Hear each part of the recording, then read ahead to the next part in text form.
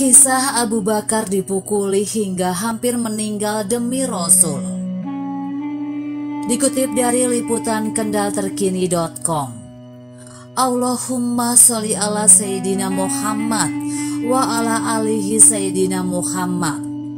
Tatkala Nabi Muhammad SAW berkumpul dengan para sahabatnya yang kala itu berjumlah 38 orang, Sayyidina Abu Bakar As-Siddiq radhiyallahu anhu memberikan usulan kepada Rasulullah SAW agar berdakwah secara terang-terangan di kota Mekah.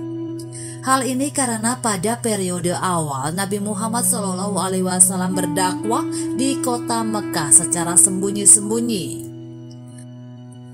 Nabi Muhammad SAW menjawab usulan Abu Bakar As-Siddiq radhiyallahu anhu.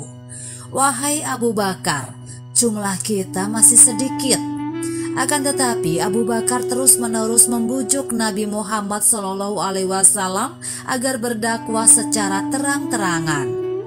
Walhasil Nabi Muhammad SAW pun menerima usulannya untuk berdakwah secara terang-terangan. Nabi Muhammad SAW beserta para sahabatnya menuju Masjidil Haram untuk berdakwah. Sesampainya di sana, para sahabat pun mulai menyebar ke kabilah mereka masing-masing untuk berdakwah. Sementara itu Nabi Muhammad SAW dan Abu Bakar berada di titik strategis untuk berpidato. Abu Bakar pun memulai pidatonya dan Nabi Muhammad SAW duduk di sampingnya. Ini adalah pidato pertama Abu Bakar untuk mengajak kaum Quraisy beriman kepada Allah dan Rasul-Nya. Melihat tindakan para sahabat Nabi dan mendengar pidato yang disampaikan oleh Abu Bakar, para pemuka Quraisy pun merasa geram. Mereka pun mengambil tindakan dengan memukuli para sahabat Nabi. Kala itu Abu Bakar dipukuli habis-habisan oleh Utbah bin Robi'ah. Sampai-sampai tak jelas lagi wajahnya Abu Bakar akibat hantaman yang terus dilayangkan ke wajahnya. Beruntung kabilah Bani Tamim, kabilahnya Abu Bakar As-Siddiq radhiyallahu anhu, lewat di sekitaran Masjidil Haram. Mereka pun segera menyelamatkan Abu Bakar dari amukan kaum musyrikin. Dalam keadaan yang tidak sadar, Abu Bakar dibawa oleh kabilahnya menuju rumahnya. Di antara kabilah Bani Tamim, ada yang menyangka bahwa keadaan Abu Bakar sudah sangat kritis dan akan segera meninggal. Sesampainya di rumah, ayahnya berusaha untuk menyadarkannya. Sampai akhirnya di waktu petang Abu Bakar pun tersadar. Dia menanyakan keadaan Rasulullah SAW. Ucapan yang pertama kali muncul di lisannya, kabilah Bani Tamim mencerca dan meninggalkannya. Sementara itu Abu Quhafah memerintahkan istrinya Ummul Khair untuk memberikan makanan dan minuman kepada Abu Bakar As-Siddiq radhiyallahu anhu. Ummul Khair pun membujuknya agar segera makan dan minum supaya kondisinya lekas membaik. Namun Abu Bakar hanya terus-menerus menanyakan bagaimana kondisi Nabi Muhammad SAW. Mendengar jawaban ibunya yang tidak mengetahui kondisi Nabi SAW, Abu Bakar pun meminta tolong kepada ibunya untuk menanyakan kabar Nabi kepada Ummu Jamil. Ummu Jamil memberitahukan bahwa kondisi Nabi baik-baik saja.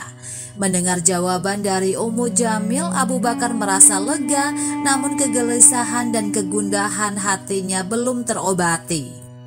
Dia meminta agar dia diantar untuk menemui Nabi Muhammad SAW di rumah Al-Arham bin Abi Al-Arham.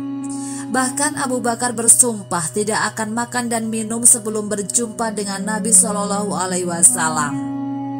Ummul Khair dan Ummu Jamil pun mengantarnya bertemu dengan Nabi Muhammad SAW. Sesampainya di rumah Al-Arham, Nabi Muhammad SAW menyambut Abu Bakar dan memeluk serta menciumnya seraya mendoakan kebaikan untuknya. Nabi Muhammad SAW sangat iba melihat kondisinya kala itu. Namun Abu Bakar berkata, "Demi ayah dan ibuku sebagai tebusan atas dirimu, duhai Rasulullah SAW, aku baik-baik saja. Aku hanya mendapat sedikit pukulan dari Utbah bin Rabi'ah." Duhai Rasul, ini sembari menunjukkan Ummul Khair adalah ibuku yang sangat baik kepada putranya. Serulah kepadanya untuk beriman kepada Allah dan Rasul-Nya. Rasulullah SAW pun mendoakan dan mengajak Ummul Khair untuk beriman kepada Allah dan Rasul-Nya. Ummul Khair pun bersyahadat di hadapan Rasulullah SAW. Kecintaan Abu Bakar kepada Rasulullah SAW merupakan teladan bagi kita semua untuk lebih mencintai dan mengagungkan Rasulullah SAW.